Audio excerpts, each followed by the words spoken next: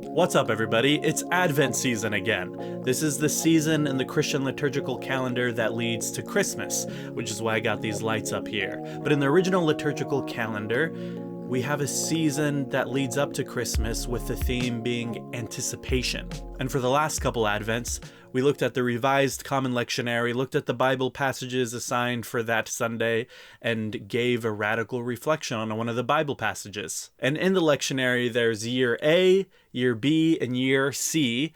We did year A, we did year B, and now is year C. So this is going to be the last time that I do these Advent reflections on here. And same as the last 2 years, every single Sunday we're going to give you the Advent reflection on this YouTube channel, but every single day of Advent we're going to give a reflection on Patreon as a special gift to my patrons over there. I really appreciate the support, and I wish I could do more on the Patreon, so that's why I do this. Now let's get right into it. If you're still confused about what Advent is, you'll get the hang of it as we go. Now this theme of anticipation has a double meaning.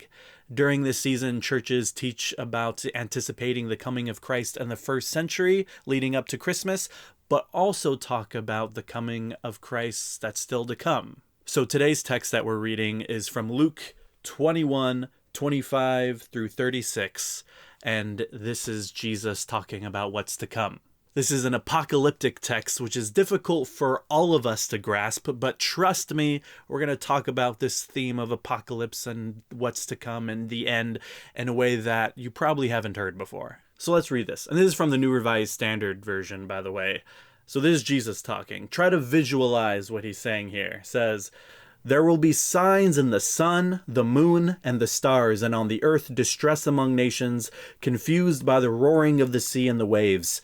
People will faint from fear and foreboding of what is coming upon the world, for the powers of the heavens will be shaken. Then they will see the Son of Man coming in a cloud, with power and great glory. Now when these things begin to take place, stand up and raise your heads, because your redemption is drawing near." Then he told them a parable. "Look at the fig tree and all the trees. As soon as they sprout leaves, you can see for yourselves and know that summer is already near. So also when you see these things taking place, you know that the kingdom of God is near. Truly I tell you, this generation will not pass away until all things have taken place. Heaven and earth will pass away, but my words will not pass away. Be on guard so that your hearts are not weighed down with dissipation and drunkenness and the worries of this life, and that day does not catch you unexpectedly, like a trap. For it will come upon all who live on the face of the whole earth. Be alert at all times, praying that you may have the strength to escape all these things that will take place and to stand before the Son of Man." So it's difficult to read some of these apocalyptic texts because today we often associate them with fundamentalist Christians who are always talking about the end times and the rapture and the Antichrist forming a one world order for everyone to worship him, and how freedom and rights for LGBTQ plus people, for example, are a sign of the end times. It's disgusting and annoying, and it's not what the writers of these apocalyptic texts were talking about. That way of talking about the end times has been developed and popularized over the last century. When the Hebrew prophets and then the New Testament Christian prophets talked about the end, they were talking about the end of the oppression that they faced under empire after empire. And in Luke, Jesus is talking about the end of the oppression under the Roman Empire. In the ancient Jewish conception of time, time is understood as a series of ages. There is the age before, there is this age, and there is the age to come. And each age is defined by who is in power. And the next age will emerge from the current empire's downfall. A lot of the Hebrew Bible talks about the age to come emerging from the fall of Babylon. The pagan view of time, and more importantly, the Greek view of time, viewed these series of ages a bit differently. I emphasize the Greek view of time because it is through Greek influence on the Jews that these two conceptions of time start to blend together. The pagan and the Greek view of time looked at ages as cyclical because nature is cyclical. There's spring and then there's summer, which is a different kind of season, but then there's fall and then there's winter, and then spring comes back again and the seasons start over. It's cyclical. And when we look at the seasons in that order, then we witness a cycle of death and rebirth every year. All the plants begin to wither away in the fall and then die in the winter and then are reborn in the spring. So the sign that the seasons are about to reset is the withering away of everything. Then the theory developed that history itself must go through this cycle if everything else goes through this cycle. And that one day we will witness a withering away of the world and all of life will get worse and worse until it all dies and then is reset again and history starts all over and then repeats itself. Everything that happened in history will just happen all over again, exactly how it happened. So the idea is that if things are getting worse and worse, then this must be a sign that something new is about to emerge. This is our experience of nature, so why would our experience of time be any different? Obviously, this is a bit misguided, but I imagine it created a hope within people who suffered under empire after empire.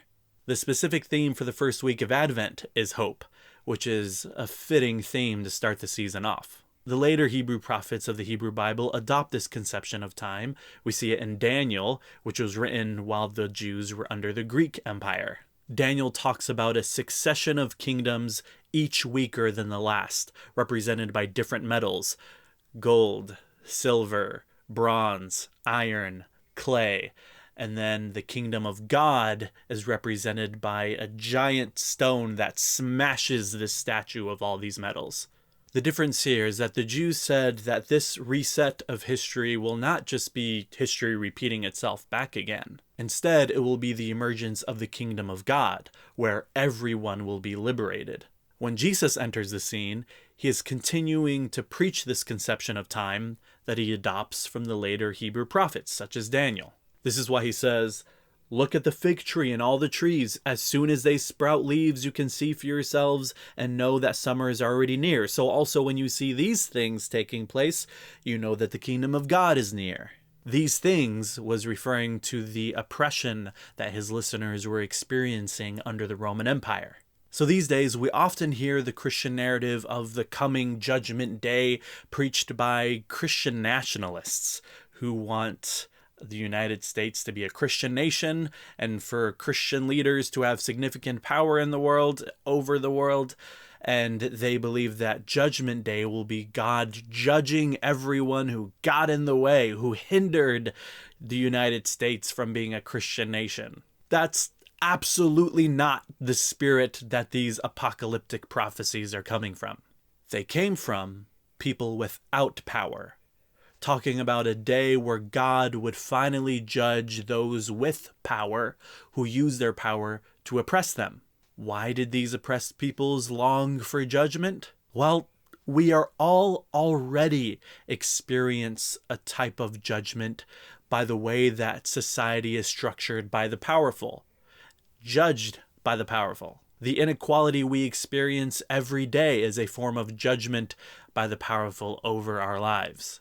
It makes sense for people to long for a larger, final, cosmic judgment so that those who judge us can finally be judged too. The longing for Judgment Day was a longing for Justice Day, where those who oppress us would finally be brought to justice, and the oppressed would be set free under a new rule, under the reign of God, after the downfall of every other reign. A longing for Judgment Day is a longing for the abolition of the institutions that oppress us, and for the emergence of a new way of structuring society. A longing for Judgment Day is a longing for an alternative judgment to the judgment we experience from our oppressors. This is what people were anticipating as they gathered around Jesus, and this is what the Christian prophets continued to anticipate after Jesus' earthly ministry. This is what is being anticipated when we talk about anticipation during this season of Advent. So there's our introduction to this season of Advent. We'll continue talking about these topics every week and then also every day on the Patreon, so go check that out. And of course, I'd like to thank all my patrons already over there, as I do at the end of every video. Appreciate the support. If you'd like to support me, go check that out. And I'll see you in the next video. Happy Advent, everybody. Bye-bye.